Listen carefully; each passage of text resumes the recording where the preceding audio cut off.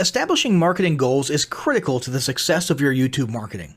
Countless entrepreneurs and businesses have set up a YouTube presence, made a few posts, and then let it sit untouched for months or even years. This is usually due to a lack or an absence of goals. So, before you even begin establishing any sort of YouTube presence or strategy, you need to establish clear marketing goals. Your goals should be specific, measurable, and attainable. They can be long-term, short-term, or a mix of both. Deadlines and milestones can be helpful as well. I want to increase my social following would be an example of a bad goal that will likely result in your marketing efforts petering out for a while because there's no specific milestones. I want to gain 1,000 likes by Christmas is an example of a good goal. It's specific, measurable, and certainly attainable. Below are some examples of the various goal categories you might be interested in. First up, there's traffic to websites. And here we're talking about sales, leads, or just content marketing. Probably one of the most popular goals of YouTube marketing is to funnel your YouTube traffic back to your own web properties. After all, most businesses don't do business on YouTube per se. You're leveraging YouTube to obtain traffic and convert that YouTube traffic into brand followers, leads, prospects, and customers. So maybe your goal is to get people to a landing page with a free offer where they can subscribe to your list and become a lead. Maybe they're being sent to a sales page or an e-commerce store. Maybe you just want to do some content marketing, so you send them to your blog. Whatever the case, the end goal for a lot of businesses will likely be bringing YouTube traffic away from YouTube and over to their own web properties. Next up, there's social following, which we like to call YouTube as autoresponder. In this goal category, your aim is to build a large number of followers, and the reason we also refer to this as YouTube as autoresponder is because the main sought-after benefit here is to increase the number of people who will see your uploads in their feeds. In this sense, your YouTube posts become similar to sending out email broadcasts via your autoresponder. If you grow a large enough community, this can be very beneficial, and if your content is engaging enough to get a lot of traction in the form of likes, comments, subscribes, and shares, you can significantly increase the range of your organic reach into people's feeds. Next, there's passive presence. Some businesses might have purely passive goals. Simply being present and discoverable inside of YouTube is a benefit that has wider appeal and greater utility than you may think. In many cases, a company's YouTube presence might supersede or at least augment what was once the role of a blog, assuming most of your content can be conveyed in the form of videos or attached to videos.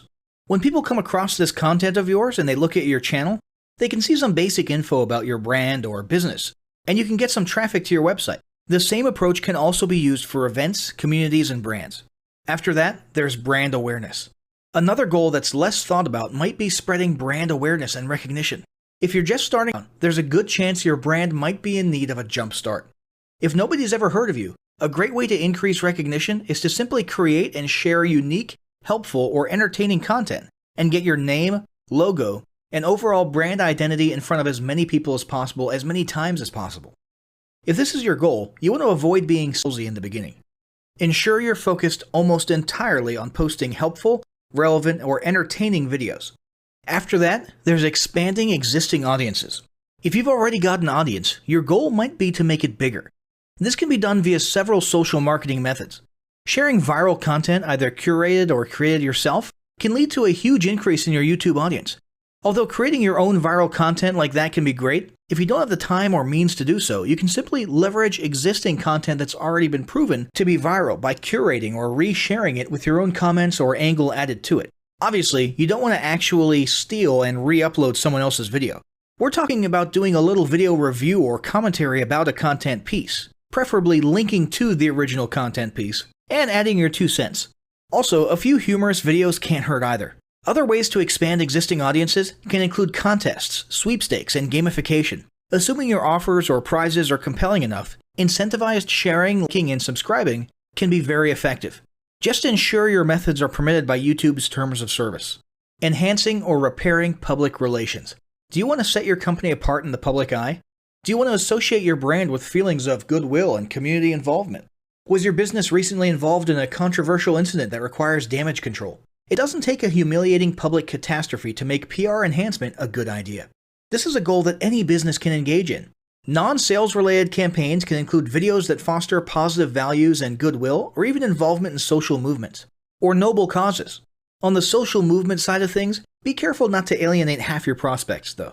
Did your business recently donate to a charity, build a school in a third world country, serve food at a local pantry? These are all great things to post about. If not, then they don't necessarily need to be about things that you and your business participated in specifically. They can be content about general things like a heartwarming video about helping the poor or caring for the elderly. Special holidays like Christmas, Thanksgiving, or Mother's Day also present opportunities to leverage emotions, foster goodwill, and enhance your PR. Next, there's market research. A hugely beneficial goal of YouTube marketing is market research. If you're just starting your business or going down a new path, YouTube can be an excellent place to learn more about your audience and your market.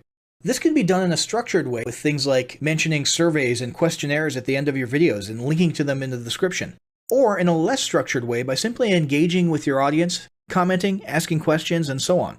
Also, lurking or conversing in YouTube channels or the comments of videos related to your industry can teach you a ton about what your customers want and who they are. Beyond that, you can monitor your competitors' accounts and posts to see what their customers like and what they're complaining about, so you can adjust your business accordingly.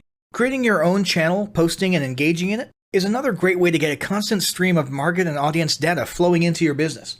Ultimately, your goal should be to come up with 1 or 2 ideal customer avatars that you can then base your marketing and product development on. All of the goals you've learned about in this section require some sort of presence on YouTube. Getting that presence started is what we're going to talk about next.